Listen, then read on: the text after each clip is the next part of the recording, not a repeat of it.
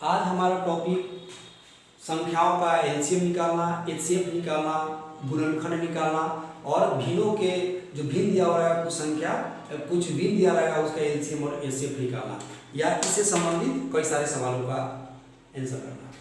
तो हम लोग देखते हैं कि ये सीटेट के लिए बहुत ही इंपॉर्टेंट चैप्टर है। सीटेट में 2-4 सवाल हमेशा आता है, चाहे पेपर 1 पेपर 2 दोनों के लिए आता हो और ये जनरल कंपटीशन में भी इससे संबंधित सवाल आते हैं। इसके बाद हम लोग और देखेंगे तत्काल देखते हैं कि एलसीएम। तो सीटेट में ये नहीं बोलेगा कि 3-4 संख्या दे देगा और कहेगा कि आप एलसीएम निकालिए। उसमें क्या होगा कि 3-4 संख्या दे देगा और कहेगा कि उसका सबसे छोटा या न्यूनतम सार्वगुणज क्या होता है। जब आप उसको हिंदी में दिक्कत होगा तो आप क्या कीजिएगा कि वहाँ पर ऑप्शन रहता है, सीट में ऑनलाइन वाला ऑप्शन वाला में रहता है कि आप इंग्लिश को ट्रांसलेट कर लीजिएगा तो वहाँ पर लिखा रहेगा इसके वाला में न्यूनतम सार्वगुणज क्या होता है, इस तरह से आपको लिखा रहेगा। अगर हिंदी वाले हैं तो हिंदी में देखिएगा कि वहाँ पर लिखा रहेगा कुछ संख्या दे देगा, उसका सबसे छोटा या न्यूनतम सार्वगुणज क्या होता है। उदाहरण के तौर पे अगर आपको दे देगा 4, 5 और 6 का सबसे छोटा सार्वगुणज, तो 4, 5 और 6 का सबसे छोटा सार्वगुणज का मतलब हो गया कि 4, 5 और 6 का आपको एलसीएम निकालना है। अब हम लोग देखेंगे एचसीएफ। एचसीएफ का होता है highest common factor. Highest common factor या आपको वहां पर कुछ संख्या दे दिया रहेगा, 2-4 संख्या दे देगा और उसका कहेगा कि भाई महत्तम समावर्तक या इसी को लोग शॉर्ट में मौसा बोलते हैं या ज्यादातर शब्द इसका इस्तेमाल होता है। ये सबसे बड़ा सार्वगुणनखंड आपको बोलेगा। 3 संख्या 4 संख्या दे देगा और कहेगा कि ये चारों संख्या का सबसे बड़ा सार्वगुणनखंड क्या है। इसका मतलब आपको एचसीएफ निकालने के लिए बोला जा रहा है। उसके बाद है कि गुणनखंड, एक संख्या दे देगा उसका कहेगा कि गुणनखंड क्या, मतलब गुणनखंड कौन कौन होगा। और ये भी कह देता है कभी कभी कि संख्या दे देगा, मान लेते हैं कि 10 दे दे और 10 के बारे में कहेगा कि इसका गुणनखंड कौन कौन संख्या होगा और कितना होगा, गुणनखंडों की संख्या बतलाइए। जैसे उदाहरण रूप में मैंने यहाँ लिखा है 18, तो 18 के बारे में बोलेगा कि 18 के गुणनखंड की संख्या कितना है, मतलब कि कितना होगा। देखिए 18 जो होता है किसे किसे डिवाइड होता है, 1 से होता है, 2 से हो जाता है, 3 से भी होता है, 6, 9 और 18। तो 18 का गुणनखंड ये हो गया, 18 के गुणनखंड यानी अपवर्तक ये सब संख्या है। तो गुणनखंडों की संख्या क्या है, 18 के गुणनखंडों की संख्या पूछेगा अगर, जैसे कि सवाल में अक्सर आता है कि 18 के गुणनखंडों की संख्या कितना है, तो 1, 2, 3, 4, 5 और 6 है। 18 के गुणनखंडों की संख्या 6 है। और सवाल ऐसे भी आता है कि 18 के गुणनखंडों का योग बताइए। तो 18 के गुणनखंडों का योग यानी कि ये जो संख्या है इसका योग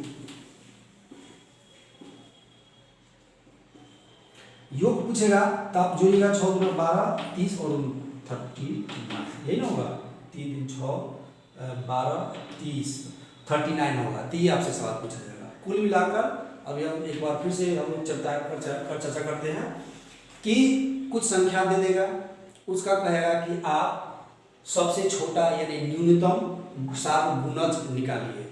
उदाहरण के तौर पे आपको एलसीएम कहेगा सबसे छोटा सार्वगुणज। अगर आपको ये कह दिया जाए कि भाई 6, 9 और 12 का सबसे छोटा सार्वगुणज निकालिए, तब इसका मतलब कहा जा रहा है कि 6, 9 और 12 का एलसीएम निकालिए। एलसीएम निकालने का अपना अपना तरीका है। आप चाहेंगे तो 6, 9 और 12 का एलसीएम। दूसरा तरीका जो शॉर्टकट तरीका है, आप जो शॉर्टकट तरीका जानते हैं उसका इस्तेमाल कीजिए। एक तरीका ये भी होता है कि जो सबसे बड़ा संख्या है, तो यहाँ पर सबसे बड़ा संख्या 12 है। 12 के टेबल देखेंगे कि 6 के टेबल में 12 आता है कि नहीं आता है, लेकिन 9 के टेबल में 12 नहीं आता है। फिर क्या करेंगे, जो बड़ी संख्या यानी कि 12 है, 12 के डबल करेंगे, 12 × 24, 24 9 के टेबल में है कि नहीं है, तो नहीं है। 6 के टेबल में है तो लेकिन 9 के टेबल में तो नहीं है, तो तीनों के टेबल में आना चाहिए। तो फिर 12 को ट्रिपल करेंगे, 12 × 36, तो 36 करेंगे तो 9 × 36 = 36, यानी कि 36 जो होता है वो 12 के भी टेबल में आता है, 9 के टेबल में भी आता है, 6 के टेबल में भी आता है। यानी कि एलसीएम जो होगा 6, 9 और 12 का 36 होगा। ये शॉर्टकट तरीका होता है।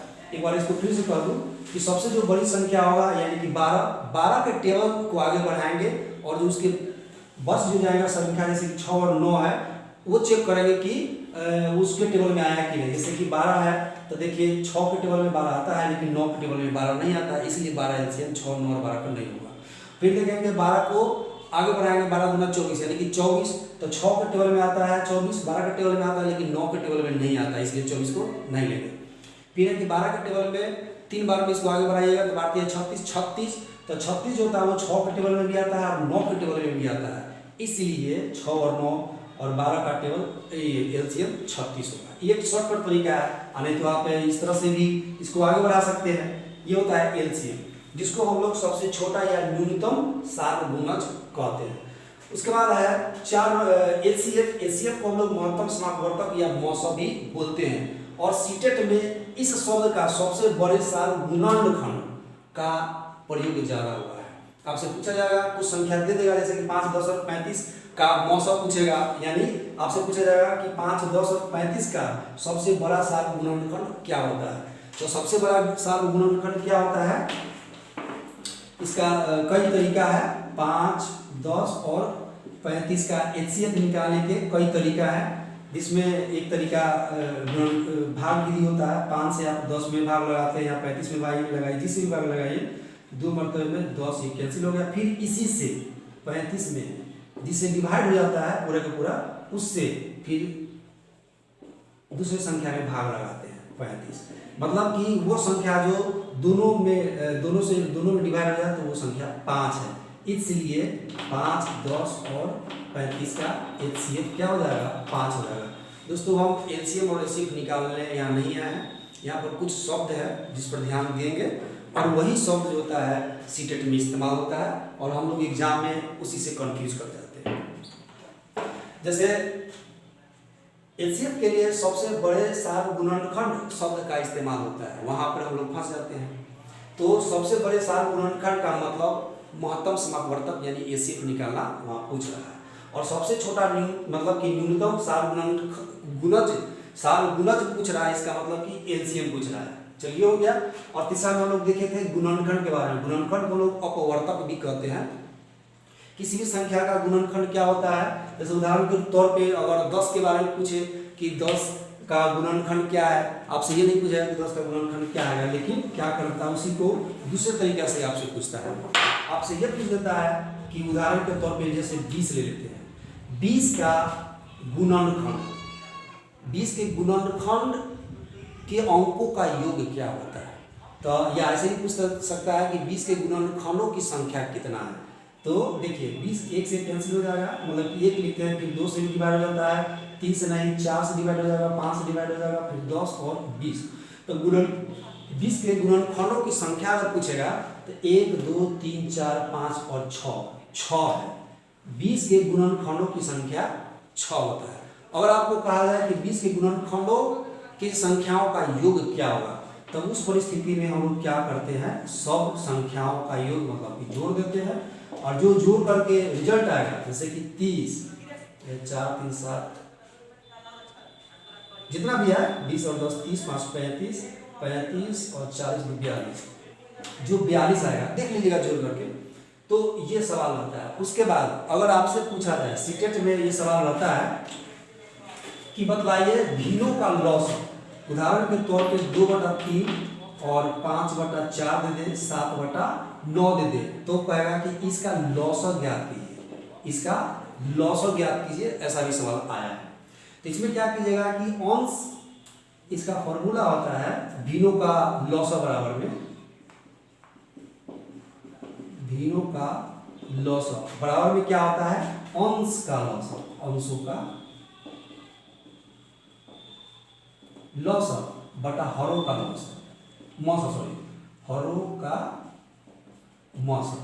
अब इसमें देख लीजिए, तो अंश का लॉस है यानी कि 2, 3, 5 5 है ना, 2 है, 5 है और 7, इतना का आपको लॉस निकाल देना है, आप बटा में डिवाइड कर देना है, 3, 4 और 9 का मौस।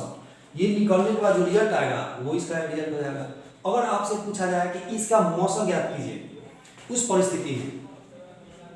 परिस्थिति में आप क्या कीजिएगा, इसका मौसम पूछेगा, उस परिस्थिति में आपको क्या करना है कि अंशों का जब मौसम पूछे तो अंश का मौसम और हर का लॉसअप। और जब लॉसअप पूछे तो अंश जो जिसका भी पूछे अंश का वो ज्ञात करना पड़ता है। जैसे लॉसअप पूछे तो अंशों का लॉसअप ज्ञात कीजिएगा और बटा में हरों का मौसम। अगर इसका मौसम पूछेगा यानी कि महत्तम समावर्तक HCF, तब क्या कीजिएगा कि अंशों का जो ऊपर वाला होता है इसको हम लोग क्या बोलते हैं अंश, और इसको क्या बोलते हैं हर, न्यूमरेटर और डिनोमिनेटर।